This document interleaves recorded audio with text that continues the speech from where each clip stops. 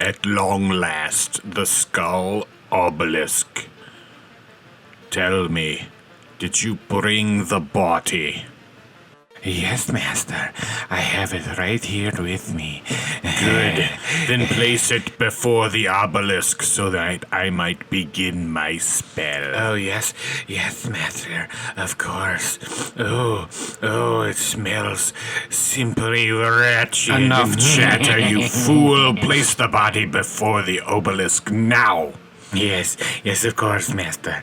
Here you are, Ancient Master. Obelisk, I call upon your great power to reanimate this wretched soul and bring life back to its rotten corpse. Master, it's working, Master.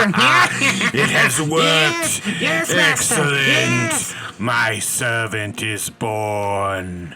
Yes, Master. And now what will you have it do? I am curious, Master. Please That do is tell. simple. I'll have it start making terrain videos again. Right after the drop.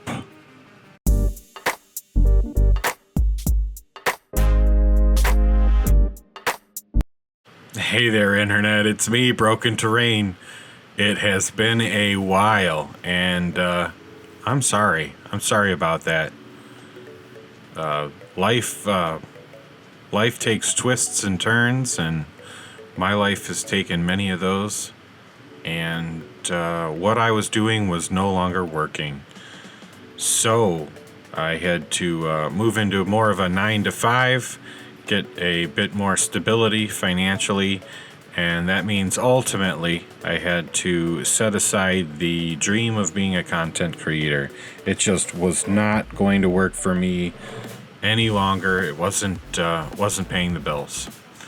So with that being said, I'm working a bit more of a traditional 9-to-5er kind of thing, and I'm left rather exhausted towards the end of most days, and it's very difficult to be creative when you are tired. I find myself, instead of sitting down at the craft table, I am turning on the PlayStation and playing some video games in my downtime rather than painting and building and constructing. And well, I do enjoy playing the PlayStation, but I also like making terrain and making videos for everybody. So hopefully I can get myself back on track, get a little more inspired, and start doing videos for you guys again. So cross your fingers, wish me luck. I'm gonna do my best. Thanks for sticking around, and I know it's been a while, so if this video popped up and you gave it a view, I really appreciate you. Thank you so much. What am I going to do for my first project back? Well, I'm going to go simple. And I grab a 2-inch thick piece of XPS foam. It's just a little scrap cutaway from other projects. And I'm going to combine it with a dollar store skull. And I noticed the Dollar Tree has some similar ones in there at this point this year. Not the same exact skulls, but close. And so you'd be able to mimic this project if you were so inclined. The skulls don't have the greatest of mold lines, so with an X-Acto I'm going to quickly move in and scrape away and clean up some of those mold lines after I go ahead and carve a standing figure type shape out of my foam. I do kind of a robed figure and add some runes down the center of it. I probably should have taken my time and drawn off the front in sections because my center is a little off, but that's okay. This is just a project to get me back into the swing, get my creative juices flowing once more, and I'm thinking it did just that. But I'll let you be the judge of the end project. With the skull cleaned up and the foam cut out into a basic statue type shape, I'm doing kind of like a hooded figure with the skull here. just a little hot glue. And then my cutting was really rough. My sculpting was very sloppy. I'm a very sloppy Mr. Broken Terrain. And so I'm going to go in with my modeling mousse, and I'm just going to break off pieces, roll it up into little coils and snakes, and push it into the cracks and crevices, and just try to clean up my carving a bit. I'm also going to fill in the gaps between the head and the piece of foam itself, so that it doesn't look like a head was glued on, but that it was all carved out of a single piece of stone. I have really been enjoying working with the modeling mousse.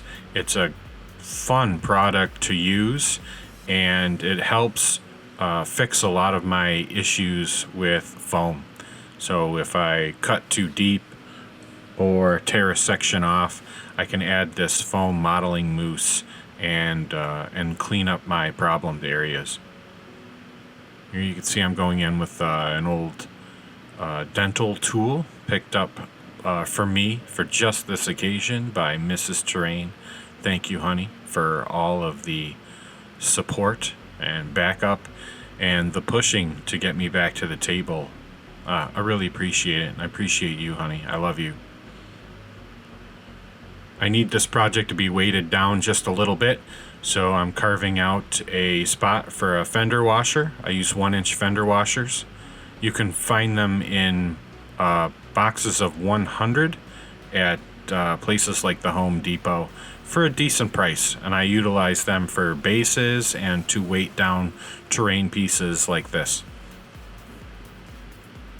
I'm going to glue it all down to a thin piece of chip, trim it close to the edge, and this is going to protect the base, house that fender washer, and really make sure that this piece sits well and flat on the table.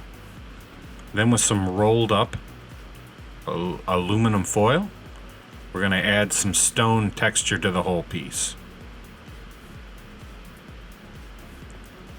Looking good. Now I'm going to base coat it with our Black Magic Craft base coat, which is half matte Mod Podge and half black acrylic paint. This the Mod Podge is going to serve to strengthen all of your foam, help seal it and protect it, and then the black is just going to it's going to show you where you've already hit the piece with your Mod Podge, but it's also going to give it a great black base coat. Now I'm going to go in with my Storm Gray and just coat the whole darn thing. I love this gray. It's a darker, kind of bluish gray, and it really, really looks great. Quickly became one of my favorite colors. And it's just a cheap craft paint you can find at a Walmart or a Meijer or a Michaels. Can't go wrong with these cheap craft paints while making terrain. That is ultimately the point of making these things yourself, is to keep them cheap and the projects accessible. Now I'm going to grab pavement from Apple Barrel, and it's kind of strange how I went about this. Normally you start with a darker color and dry brush light, and I'm actually doing it opposite this time, with the gray being my base and this pavement, which is almost like it's close to black, going on with the dry brush. I want this to look off-putting and strange. Obviously the skull kind of creates a sinister look to it, and I want to continue that with the paint. I'm going to dry brush the edges very carefully with the granite gray, also from Apple Barrel, just picking out features of the skull and the raised edges of the robe for the stone sculpture as well. I mean, why not show off all of that detail that we've carved into it, right?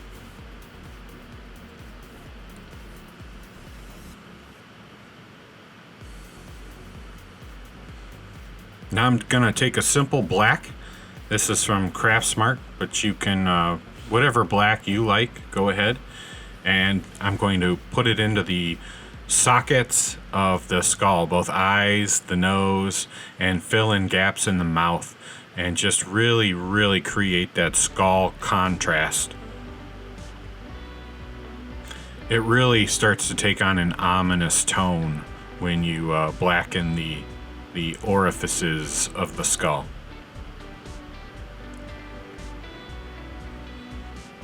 I really, really started to like it after filling in the mouth area, but it wasn't quite finished. I have these really cool paint pens that I've utilized on occasion, and I thought that I would give this gold one a try. I thought the gold on the dark gray-black stone would look really cool. And so I start going in very carefully and highlighting some of the runes. And ultimately, I really, really dig the effect. The gold, the sparkly gold off of the dark gray and blacks.